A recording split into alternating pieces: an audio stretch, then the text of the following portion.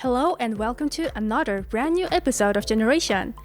Today we are going to meet up with an active young Mongolian passionate about the IT sector, Danish Amjad. Danish is a third-year student at International University of Ulaanbaatar. In addition to his studies, he works as an English language teacher at Good Foundation Forming. His main interest is the IT sector, and he dreams of becoming a successful IT engineer. Hello, my name is Danish. I'm 20 years old. I study at the International University of Ulaanbaatar. I am currently studying as a junior in the IT department. For today, I will be studying until 1:40, and we have a little competition coming up for our project, and I will be taking part in that. And also, after I'm done with my project competition, I will be going over to Good Foundation Forming and teaching there for a while. This morning, as usual, we can find Danish at school. Please tell us a bit more about your morning routine. Usually my day starts off, of course, at home, and what usually happens is I get up, I brush my teeth. My wife usually prepares a breakfast for me. We walk over to school and we have our little lessons. Can you introduce us to your family and share one of your most memorable childhood memories? Currently I'm living with my parents and with my wife who is pregnant. My father is a Pakistani man and my mother is Mongolian. When I was around 4 years old, I stayed in Pakistan for about a year or two. And what I did there was I studied elementary school there. So until the grade 2nd, I had to study in Pakistan at the Latif Foundation School. And one of the most memorable moments in my school, in my childhood, was when we went to Hinti province, the lake. The most memorable moment there was when my little cousin was playing with my grandfather with the wooden swords that they made up, which was really cute and holds a really dear place to my heart because it was also the last vacation that I got to share with my grandfather. Danish is quite active and developing in many ways. He is fluent in Japanese, Urdu, English, and Mongolian. His father is Pakistani and his mother is Mongolian. His main interest is software development. He has launched 2 projects as a software developer, an automatic license plate number recognition program, and an object detection system. What is unique about your license plate number recognition program and object detection system? So what's unique about my project is first I will be talking about the object detection system. The object detection system is not very special so far, but I plan to make it special, which is a little bit confidential. Excuse me, I cannot really answer that, but I will give a detailed answer about the ANPR system, which is an automatic number plate recognition system. So what it does is most Mongolian companies or parking lots, what system they're using is they usually come from foreign countries such as China or Korea.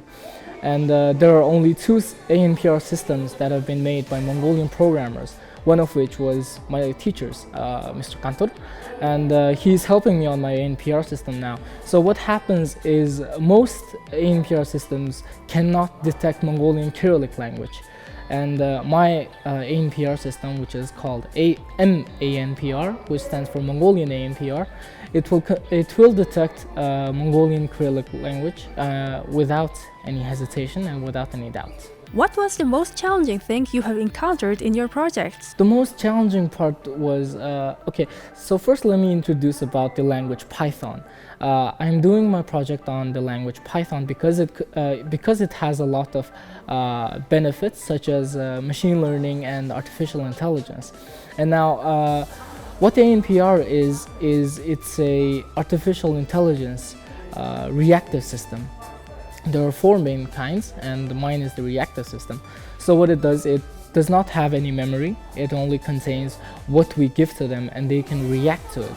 So the most challenging part, as usual, was the Mongolian implementation, how to implement this in Mongolia, and also the marketing has been a really rough patch for me. I have been working on the object detection system for about a month or so, and I haven't had a lot of time to work on it so far since I'm working on the ANPR so much. And for the ANPR system, I've been working on it for a quite extensive time actually. You can actually call it maybe 3 months. So that's the length that I'm taking to perfect my system so far. When he graduated from King's Kids School, he thought about going into international relations because of his fluency in Japanese, Urdu, English, and Mongolian. After a long conversation with his parents, he decided to learn Korean during his freshman year since he had plans to study abroad. But fate had different plans. He met with the head of the IT department, and when his teacher explained the benefits of IT, he was hooked. Hey guys, so we're at the lecture hall now, and the competition is now about to start.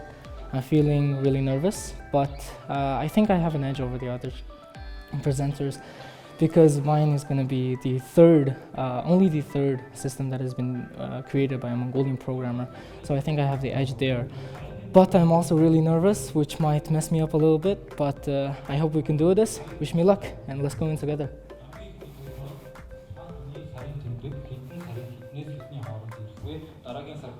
Зөвлөгөө багштай ярилцаад энэ презентацийн өнөөдөр англиар хийхээр болсон байгаа. Well, to start it off, what I'm going to be presenting about today is called the Mongolian ANPR, which stands for Mongolian Automatic Number Plate Recognition. So, to understand number plate recognition, first we will talk about what artificial intelligence is. Now, artificial intelligence is the development of computer systems in order to do some things that humans are not meant to do. I mean, things that are meant for humans to do but are made easier by machines. For example, translating, decision making, etc. Okay guys, so I'm done with my presentation. I think it went really well. I think the people loved it. I think the judges loved it. There's been a couple of questions from the judges as well, which I think will boost my points a lot. So this experience has been a really good experience. It's been terrific for me to gain experience as well because soon I feel like my project, my whole ANPR system will be used throughout Mongolia, and it will have a substantial advantage over all the other competitions, and it will be much cheaper than importing it from Korea or Japan. So that's what I'm feeling right now. I'm feeling ecstatic. I'm feeling really good about what has happened so far. And stay with me throughout the rest of my day. IUU offers an array of majors for people planning to study abroad. The university has as many as 200 students a year who participate in the 2+2 student exchange program. IUU also offers master's and PhD programs. What were your goals for the past 3 years? For the last 3 years, when I started off as a freshman in this school, my main focus has always been my grades, and nowadays, since my wife is pregnant, it's been the focus has now shifted to my wife's well-being and the child's well-being. Also, it so far has dwelled into my family's well-being, which rests a lot on my shoulders because I am the only child of my family. His classes have finished for today. Our next destination is Good Foundation Forming, located in the city center. He likes to work with children, and he's been a teacher here since last autumn. Usually when I think of overcoming stress, I'm usually thinking about basketball, I'm watching basketball, or I'm either playing basketball. So what happens usually is if I'm feeling stressed, I go around and play basketball, which is going to be a really big stress-free activity for me. And now, usually my week starts off on Monday, obviously, as everyone does. It starts off on Monday as a a little bit of lesson plan thing. I go on with the, let's say, I go to school, and then I go to GFF to teach, and then I play basketball once or twice a week. So yeah, that's basically how my week goes. Also, I'm working on my projects that I'm so determined on, and I'm confident that I can make better every single day. Now I'm going to be teaching at Good Foundation Forming. The children are waiting for me, and let's go in together. Good Foundation Forming is the official affiliate support center of International American University. Good Foundation Forming is a non-governmental organization that provides educational courses for children and adults. What responsibilities do you have as a teacher at Good Foundation Forming?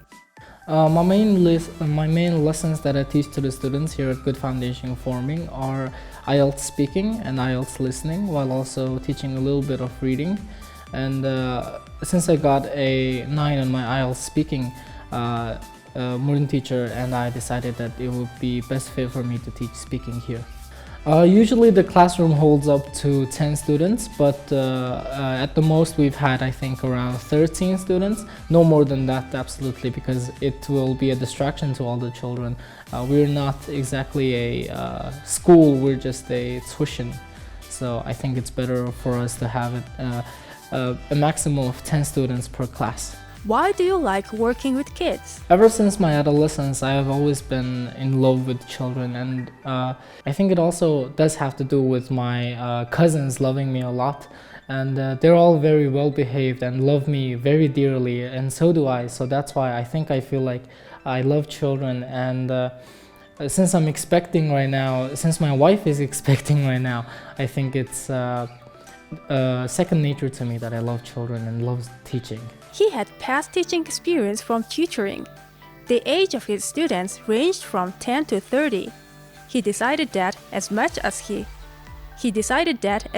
he loved working with children, he preferred teaching children who were over the age of 16.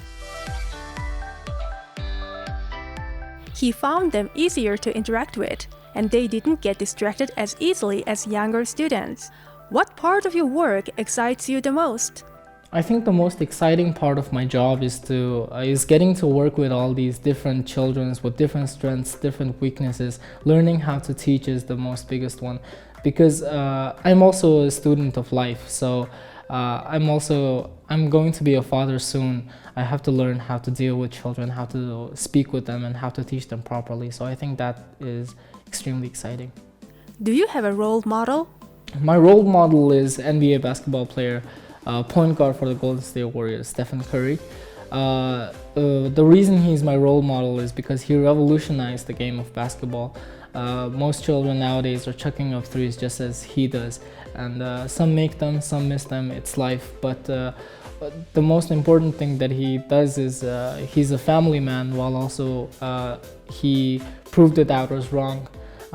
When he was coming out of college, they said he was too small and he was too skinny to be a traditional point guard.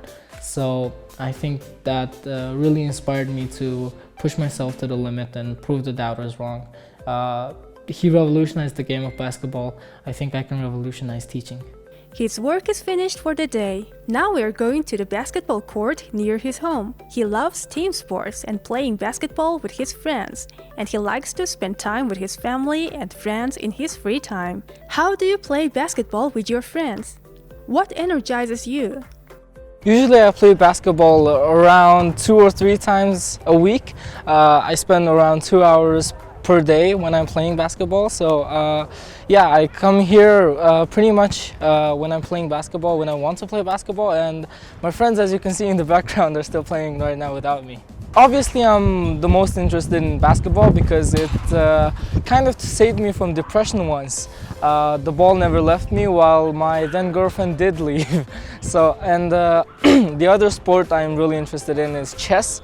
I follow chess a lot. Right now, my favorite player is Wesley So. What are some of the most interesting and the most difficult experiences you've had?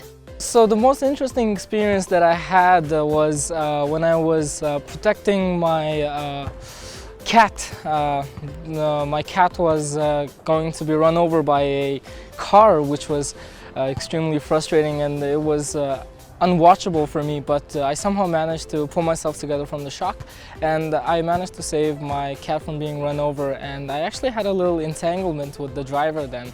The most difficult experience that I had to go through was losing my grandparents one by one. It gave me an absurd amount of shock that I haven't exactly been able to cope with until this day. After my father's side, grandma passed away. I think it was only a year or two until my grandpa passed away as well. And then after that, I had around 5 years to cope with that, and I lost my mother's side grandfather as well, which was really difficult. So yeah, those were probably the most difficult experiences. And I actually had to perform a speech on my grandfather's funeral, which was honestly was disturbing for me. Ever since he was a child, his biggest dreams has been to have a stable, happy family and success in any career. He's always been focused on family. He thinks he's on the way to having a happy family and a successful career and has many things to look forward to. How do you spend your school days? Usually on my school days, during the weekdays, I prefer to just stay at home. I spend time with my wife, I spend time with my family. But also when I'm teaching, when I have work to do, I'm obviously going to pay attention to the work. And while I'm studying or while I'm doing such work, I usually put away my phone because I don't want to be disturbed. And surprisingly, my wife and family understand that very well. They don't call me during my working hours or my studying hours. And 1 to 2 times per week, as I said before, I play basketball and come here. You're half Mongolian and half Pakistani, and you lived in Pakistan. Can you tell us about the most interesting thing you learned while living there? Yeah, I actually lived in Pakistan 1 or 2 years before, and living in Pakistan was interesting but also difficult at the same time. It was interesting because it was a new experience from Mongolia. I had to adapt to an Islamic country, which was never before seen, and it was a whole new world to me. And the most difficult thing about coping to Pakistan was obviously the Islamic culture and the women wearing burqas or hijabs as they call it. That was the most interesting / difficult thing that I had to experience and go through while living in Pakistan. Danish earned a number of achievements during his 12 years at King's Kids. He was given the State Student of the Year award, named the school's Student of the Year, and received other school awards. He was also active in volunteering and part of youth parliament.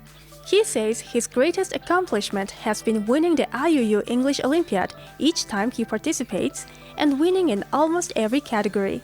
How will you develop Mongolia? What is your ultimate dream? My biggest dream is to become a successful programmer right now. Becoming a successful software engineer in the Department of IT has been my dream since coming into the school.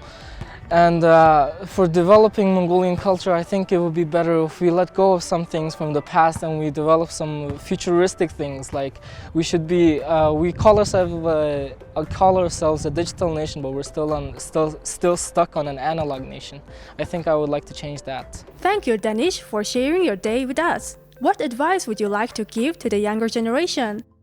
I think that I would give the audience the advice to always believe in yourself, be confident, because when no one else is around you, you're the only person that you have to depend on. Everyone else will leave, your mother, father, even your spouse, your children. They will someday fly. They will probably be somewhere not around you. Then you have to be confident, you have to believe in yourself, you have to be your #1 supporter. That would be my best advice. Thank you for sticking around me for one whole day. It's been a pleasure, it's been all mine having you guys around. And I hope to see you soon. Hopefully I'll meet some of the audience in person. If you do see me in person, do not hesitate to come over and say hi. And always believe in yourself. Bye-bye. Well, this is where this episode of Generation comes to an end. Today we had the chance to meet a young man developing himself in many ways. We have learned from our guest how important it is to be diligent and have a dream. Thank you for being with us. We'll see you again in another 2 weeks.